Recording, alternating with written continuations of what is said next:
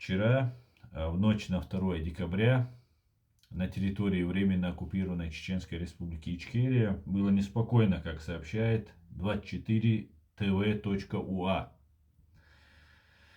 Были прилеты дронов по территории Гудермеса и Ачхой-Мартановского района. В частности, в городе Ачхой-Мартан под прицел попало, как сообщают, здание ФСБ и прогремел взрыв возле базы Ахмат в Ачхой-Мартане. И у меня нет подтверждения тому, что попало по зданию ФСБ, но есть фотографии, которые гуляют в интернете. По зданию МВД попало. По зданию МВД попало. И я бы хотел сказать, что я критиковал Кирилла Буданова. Я полагаю, удары по временно оккупированной Чеченской Республике Ичкерия наносятся ГУР Украины или СБУ.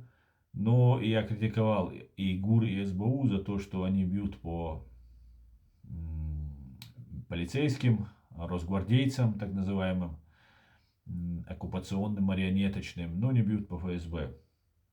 И именно вот эта банда ФСБ Ачхой-Мартановского района, откуда родом все мои родственники, и по отцу, и по матери, подвергаются как прямому гонению. Сейчас я уже не поддерживаю давно с ними связи, не слышу никакой информации от них, абсолютно ни с кем. Но также и скрытно они разные механизмы задействуют, чтобы воздействовать на моих родственников, как там в Ичкерии, и о чем я знаю меньше, и так и здесь, в Германии. В том числе подвергаются вот этим разным своим воздействиям, чтобы оказать на меня какое-то воздействие или же как бы узнать обо мне информацию. В том числе и на женщин они пытаются делать. Настоящая террористическая банда — это ФСБ, это всем известно.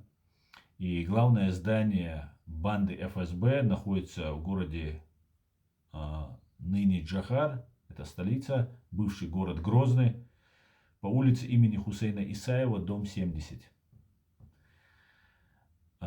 Спасибо за внимание.